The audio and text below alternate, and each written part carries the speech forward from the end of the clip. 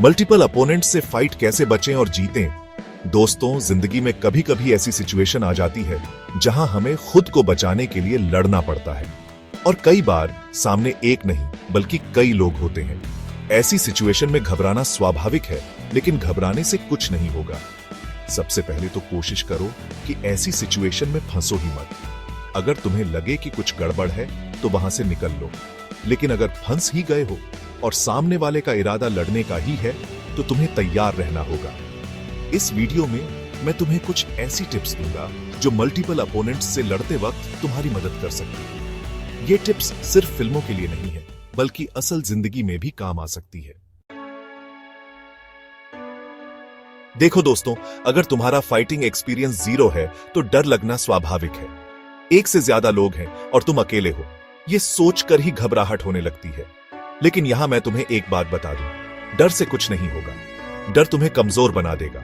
ऐसी सिचुएशन में तुम्हें अपने ऊपर भरोसा रखना होगा। और हां, अच्छा फिजिकल कंडीशन और मार्शल आर्ट्स की थोड़ी बहुत नॉलेज तुम्हारी बहुत मदद कर सकती है।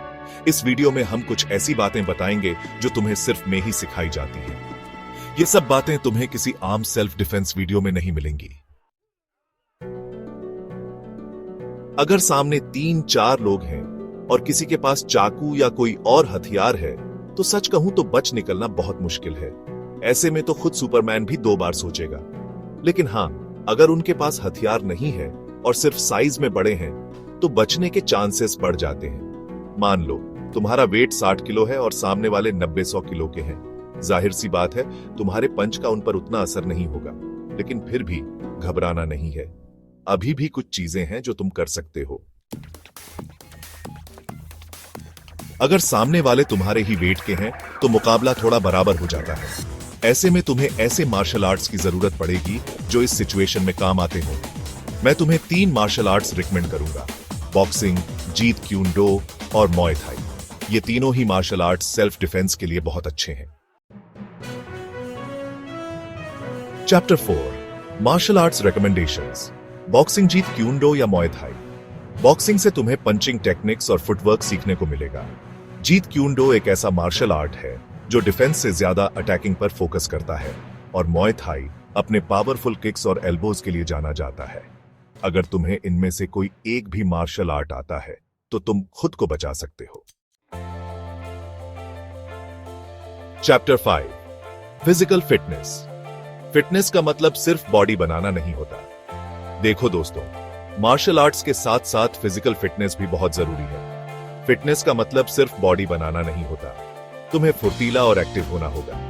इसके लिए तुम्हें रेगुलर एक्सरसाइज करनी होगी, रनिंग करनी होगी और हेल्दी डाइट लेनी होगी। Chapter 6 footwork strategy. दुश्मन को लाइन में लाओ। अब मान लो सामने 4 लोग हैं और तुम अकेले हो। ऐसे में सबसे पहले तुम्हें अपने फुटवर्क से उन सबको एक लाइन में लाना होगा। मतलब तुम्हें अपनी पोजीशन ऐसी बनानी होगी कि सारे अपोनेंट्स एक के पीछे एक हो, न कि तुम्हें चारों तरफ से घेरे हुए हो। यह थोड़ा मुश्किल है, लेकिन प्रैक्टिस से हो सकता है। Chapter 7 target the strongest. सबसे पहले सबसे ताकतवर पर वार। एक बार जब तुम सबको लाइन में ला दो तो सबसे पहले सबसे ताकतवर दिखने वाले बंदे पर अटैक करो। उसे गिराने की पूरी कोशिश करो। याद रखो, शुरुआत में ही एग्रेसिव होना बहुत जरूरी है। इससे बाकी लोग थोड़ा डरेंगे और तुम्हें संभलने का मौका मिलेगा। चैप्टर 8 ढीला रहो लेकिन अलर्ट रहो। एक चीज जो ज्यादातर मार्शल आर्ट्स में नहीं सिखाई जाती वो है बॉडी को रिलैक्स्ड रखना। जब तुम रिलैक्स्ड होते हो तो तुम्हारे अटैक में ज्यादा स्पीड और पावर आता है, लेकिन इसका मतलब यह नहीं है कि तुम बिल्कुल ही ढीले पड़ जाओ। तुम्हें अलर्ट रहना होगा और सिचुएशन के हिसाब से रिएक्ट करना होगा। चैप्टर 9 सोच समझकर वार करो। कभी भी एक ही जगह खड़े होकर पंच या किक मारते मत रहो। ऐसा करने से तुम खुद को खतरे में डालोगे। 2-3 अटैक करने के बाद अपनी पोजीशन बदल लो। याद रखो, तुम्हें सिर्फ खुद को बचाना है, किसी को हराना नहीं। चैप्टर 10 लड़ाई को जल्दी खत्म करो।